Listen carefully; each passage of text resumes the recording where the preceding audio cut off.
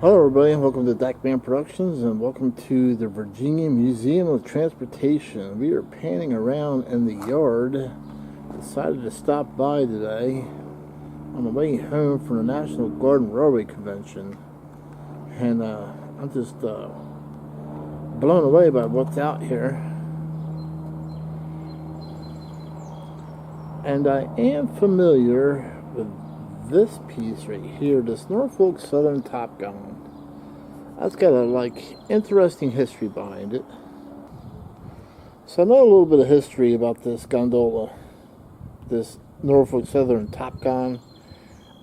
Originally, it was a hopper car that had chutes on it and would dump from the bottom. So Norfolk Southern had a bunch of these that were rotted out, and what they did is they cut all the chutes off. They put liners in the bottom of them, welded basically plate liners on the bottom of them, and then put I believe these have rotating couplers on them as well. They put rotating couplers on them so they can dump them from the top, so the car will be rotated and dumped on a coal rotary dumper. And the most interesting part is Top Gun. From my understanding, the person who designed this, I forget his name. I wish Ravenhawk was here because he would know that. Was a fan of the movie Top Gun, so he named these Top Gun instead. So, and that history is online, by the way. I'm just at the museum and I don't have the ability to look that up, but I do remember reading about it. And there are some interesting things out here, that's for sure.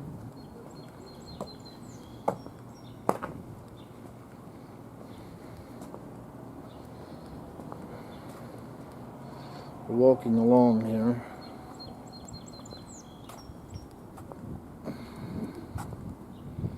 We are on the platform filming this, on the platform station. Oh, that's got a Caterpillar diesel engine in it. Yep. Yeah, you guys probably hate me for saying this, but I am a diesel fan, sorry.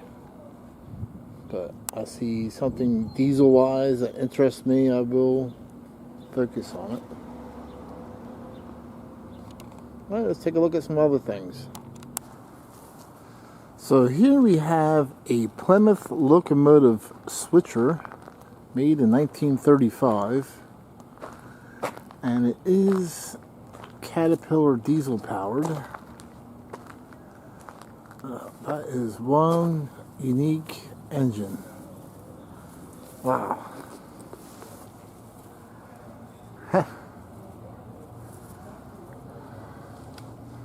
I'm just admiring the old technology. I'm hoping you guys can see this. So we'll pan down here and look at some things. Norfolk Western Police.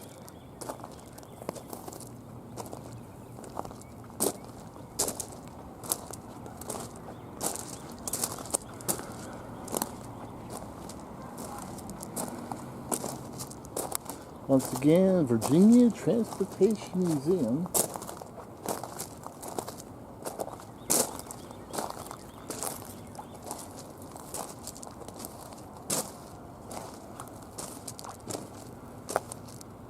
I'm going to guess that's an Alco switcher.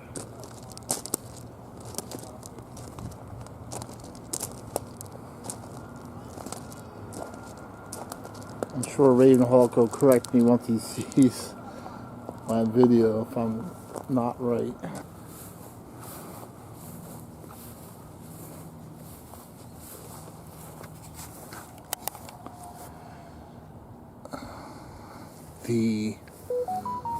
Sorry about that, my phone's right in my hand.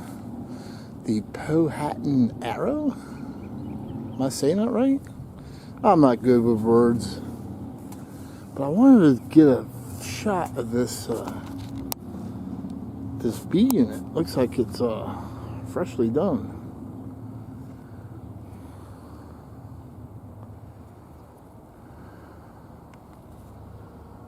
So cool.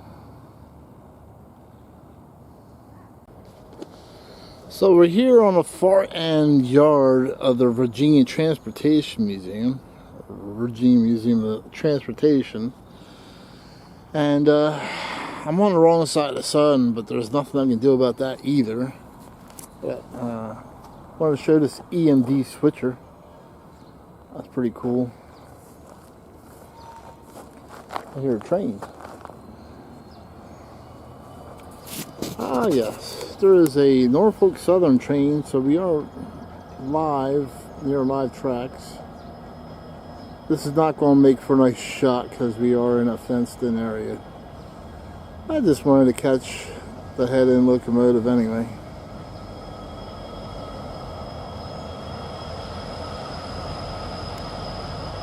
There you go.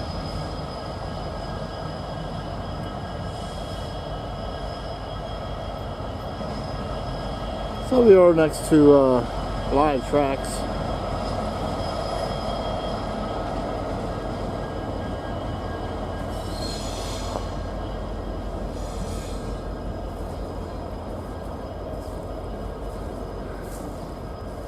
I found this to be interesting. I have no idea what this is.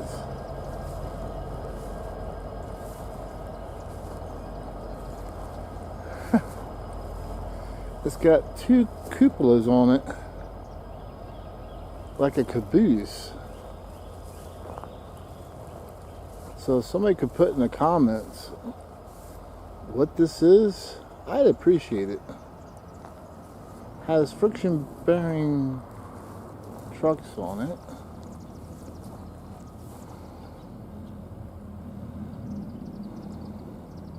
I don't know if this would have been a caboose for a passenger train or what, but I don't know. We'll keep going. I'm sure you guys will tell me. Kind of funny, I'm hot and heavy into model trains, but I don't know a lot about the real thing. At least this old stuff. I recognize the heavyweight passenger cars because of the 3-axle trucks.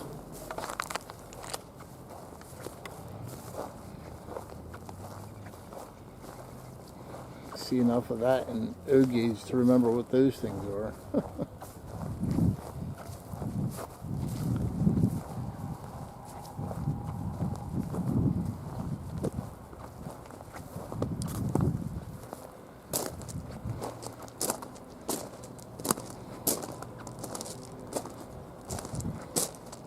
Alright, let's see what else is out here and around. So I'm going to assume this was used to pull the ships through the Panama Canal, since it says Panama Canal US 686 on it. But once again, I'm sure you guys will let me know.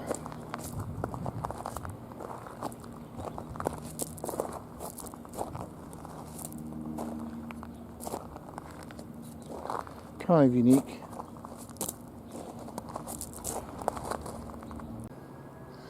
Here we have a General Electric or GE switcher, what they call a center cab switcher, and that is coupled to a Burrow crane, property of Roanoke Southern LLC.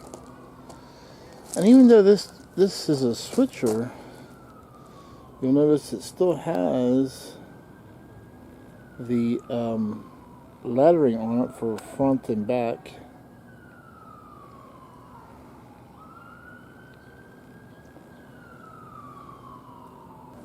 Oh, check that out.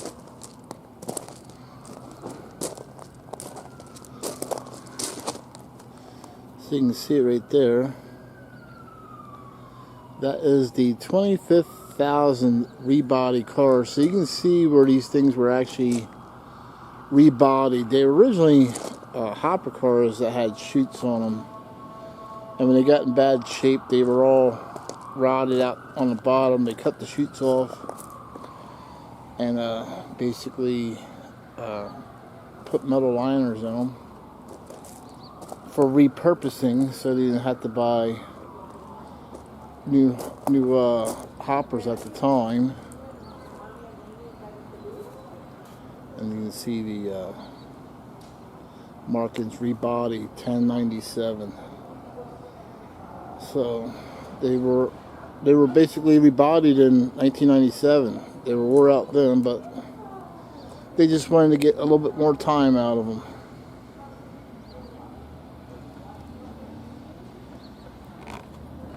So here we have an 040 Porter fireless boarder.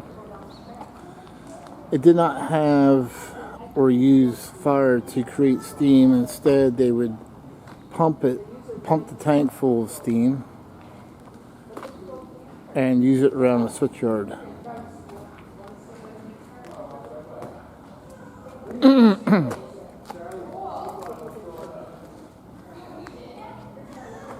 Here we have another little switcher.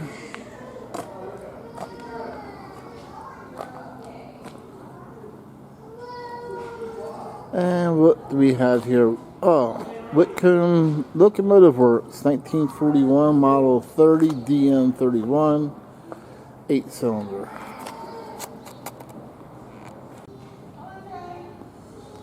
Here we have the Norfolk Southern Research number 31 car. And just in front of us, we have number 1776 Norfolk Western, but let's check out the this coach bus first. That's kind of cool.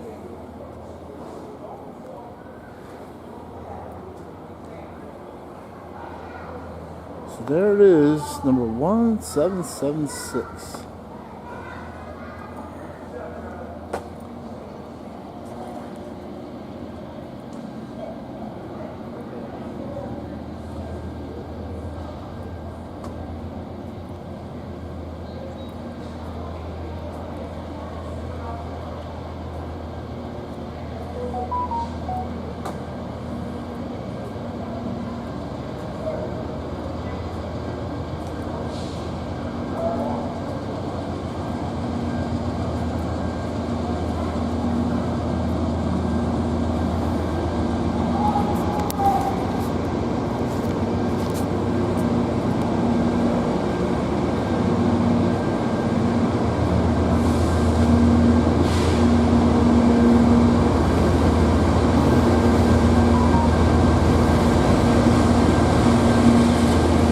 Hard to get everything.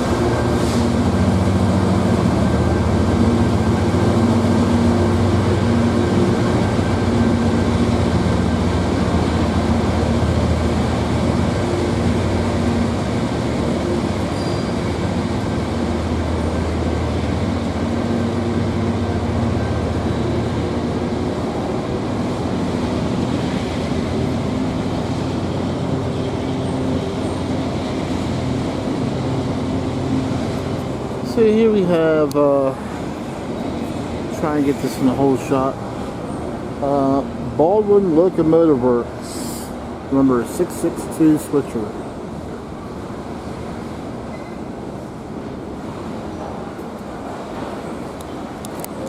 So here is Norfolk and Western, number 1776. It is a GM EMD locomotive. And then there's some interesting information that we're going to check out here.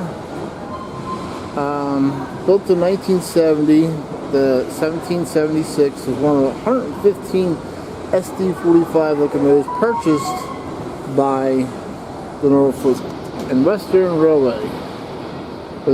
Looks like it was originally delivered in Peddler Blue paint scheme, named for NNW. President Herman Peddler, I'm guessing I'm saying that right.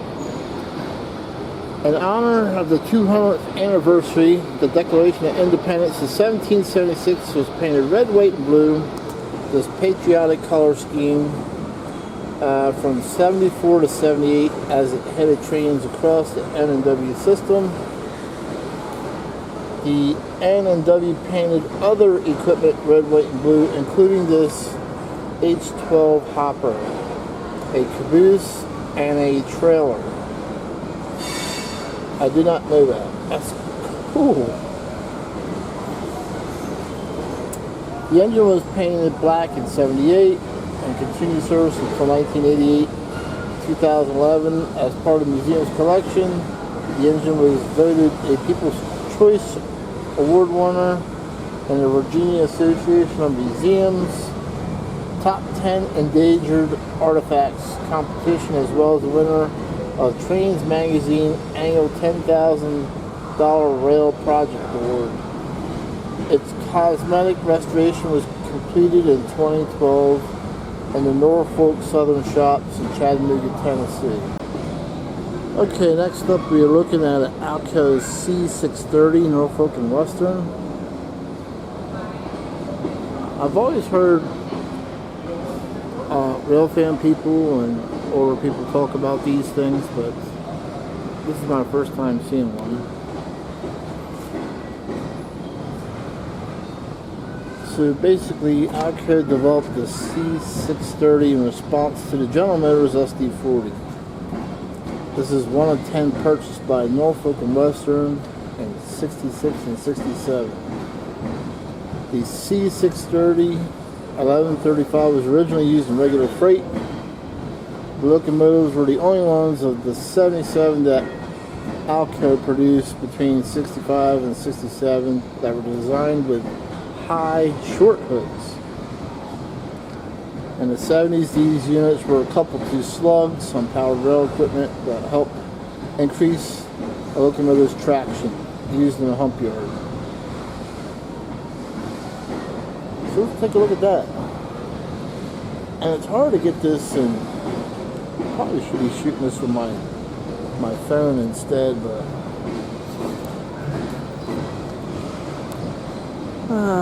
sorry. Trying to get this thing in a complete shot for you guys. There you go. Alco C630, Norfolk and Western.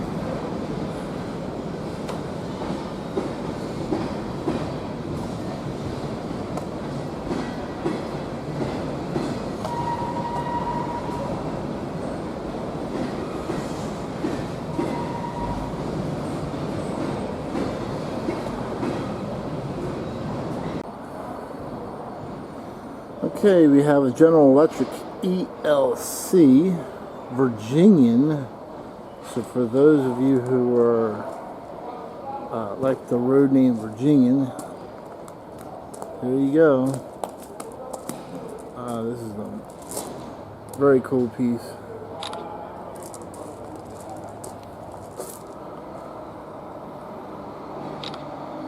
So there's your Porter locomotive that's got the side drive rods on it.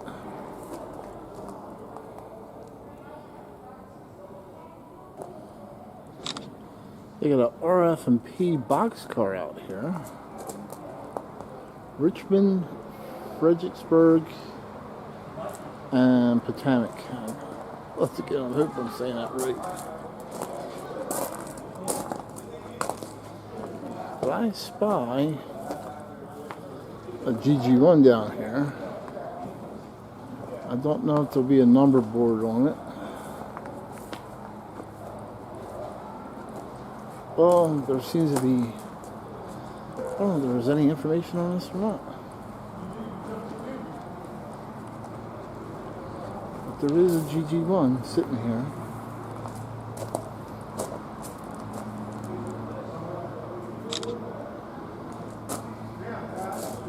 Now this RF&P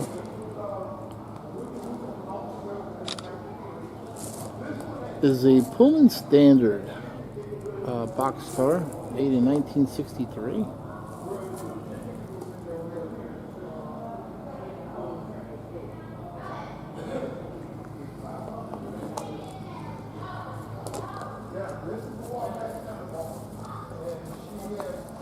So We'll check out this more of this GG1 here. I'm trying to see if there's any information on it.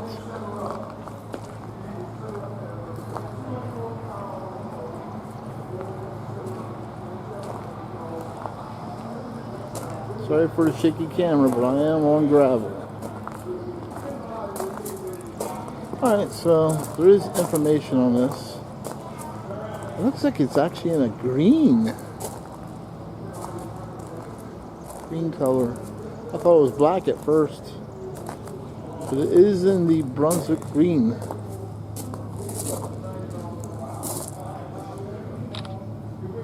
There you go. You can actually see the green shade of paint. So let's see what we got on this one. So we already know pretty much, everybody knows about the history, but I want to know what particular road name this one, or road number this was. There you go. So the original road number was 4919, was changed to 4917 when it was transferred to Amtrak. A general renumbering of these locomotives in June 1973 changed it to 4934 and was later renumbered to 4919. So I'm reading from what this says, it looks like it was probably last used on Amtrak. Here you go, yeah. The purchase of this locomotive from Amtrak was made possible by gift. So there you go. So this thing, I'm wondering, now Amtrak didn't paint everything in the beginning. They used, when they purchased locomotives, they used them as they were, and they just slapped a sticker on them, or a decal. I do know that much as far as their very early history. So I don't know if this one ever wore Amtrak paint. I'm going to say no, but like they bought Penn Central E8s, I think, or E7s, and they just put the Amtrak name over them. But never, they really didn't paint anything in the beginning of their years.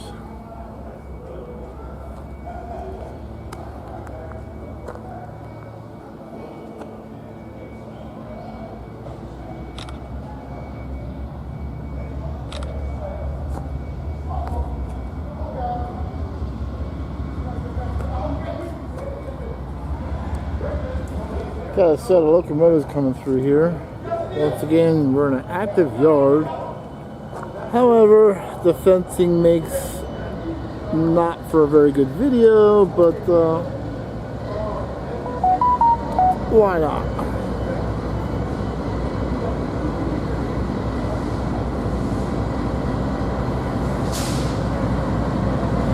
Oh yay!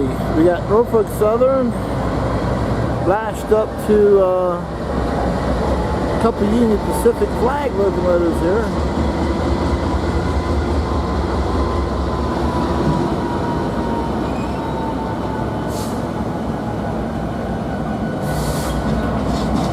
And sorry for the fence, but I can't do anything about that either.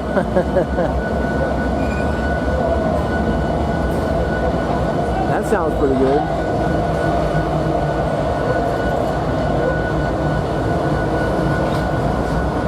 So yeah, we got, I mean, if you like trains, this is the place to be. You got a lot of train action. So here we have Norfolk and Western number 6, Baldwin class G1 steam locomotive on display.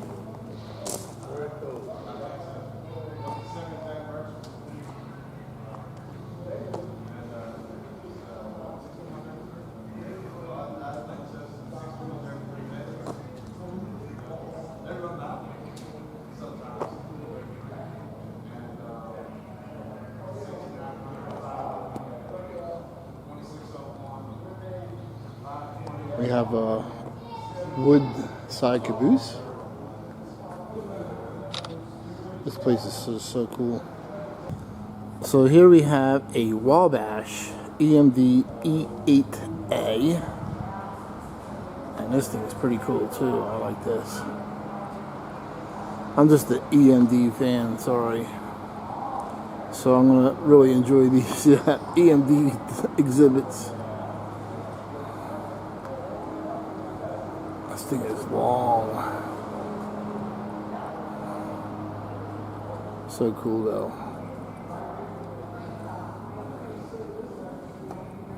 EMD E8A Wabash.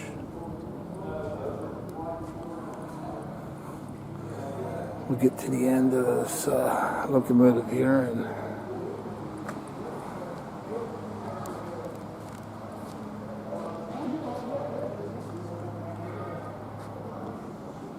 this thing is so cool.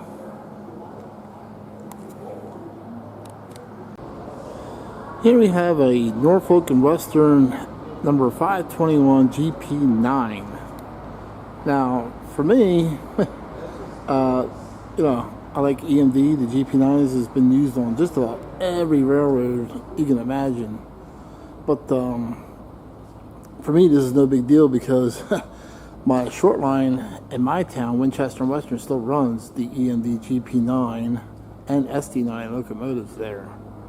So they're still actually running these antique museum locomotives. But it's still cool to see the Norfolk and Western version. Let's get a shot of that. Why not? We're already here. There you go. So this is when I discovered the virtual railfan camera was hung on the pavilion. So I swung around and waved hi to everybody on the virtual railfan camera from Roanoke, Virginia. Dakman Productions waving to the entire world from the virtual railfan, Roanoke, Virginia.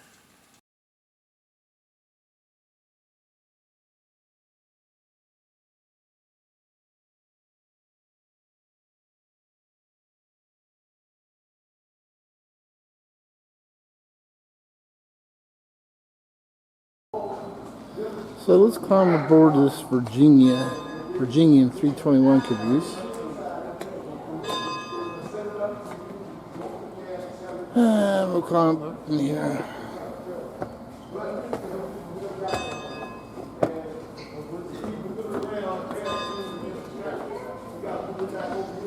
Alrighty. And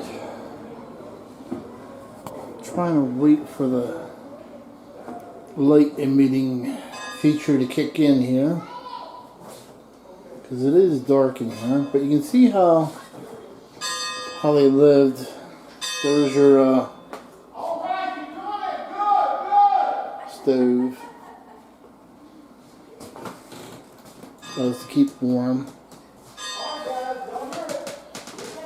We are on the Virginian 321 caboose. Now, the brakeman would have to, there it goes, climb the stairs up to the cupola so he would keep an eye out on the trains. The caboose was actually equipped with a speedometer, believe it or not, so he knew how fast the train was going.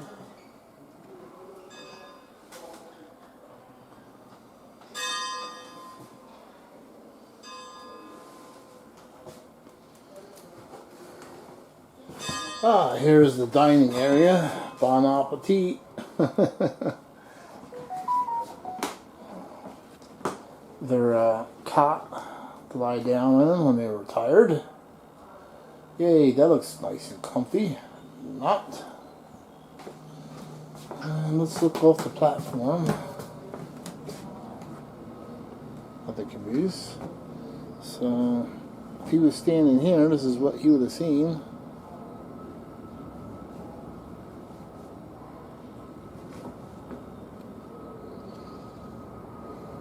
Alright, so we are here at the Baldwin Locomotive Works, number 4. It's a Virginian Class SA number 4, known as a 4-spot. Probably for the 4 wheels on each side. It is an 080 8-wheel switcher. It was retired in 1957. It was given to the city of Princeton. It was displayed in the Mercer County Courthouse.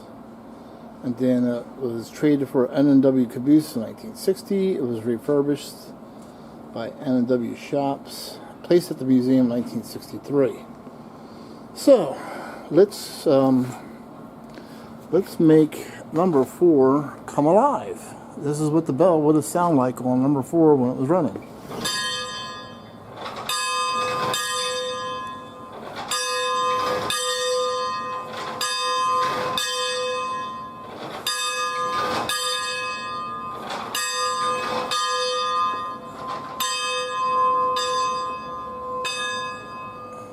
There you go. Alright, so we made it come alive for about a couple minutes there, but it's cool that they have that feature set up so you can do that.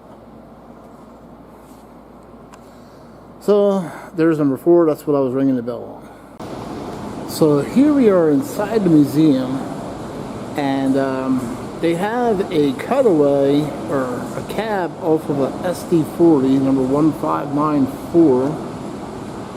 So we're going to take a look and climb on board on this. Looks like you're allowed on there.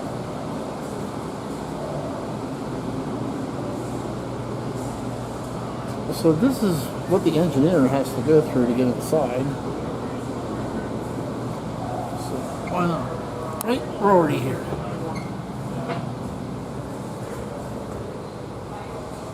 There's the control stand.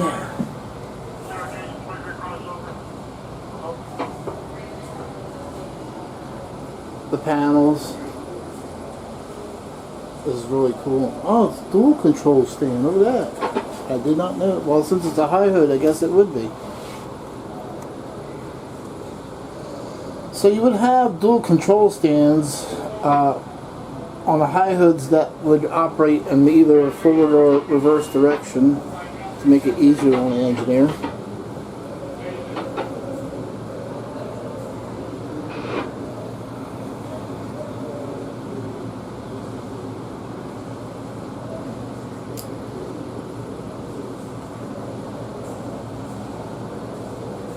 Really cool. Seems like they got real radio chat piped in here from Norfolk. Well, I wish I had one of these cabs at home.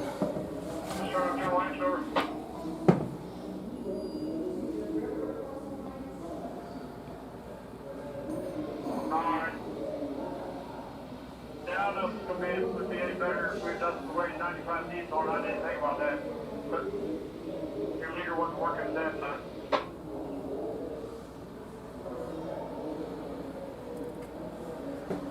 So here we are inside dual control stand.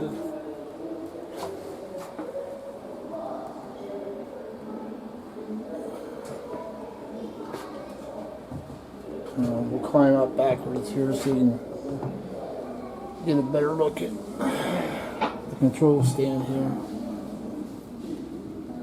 There we go. Dual control stand.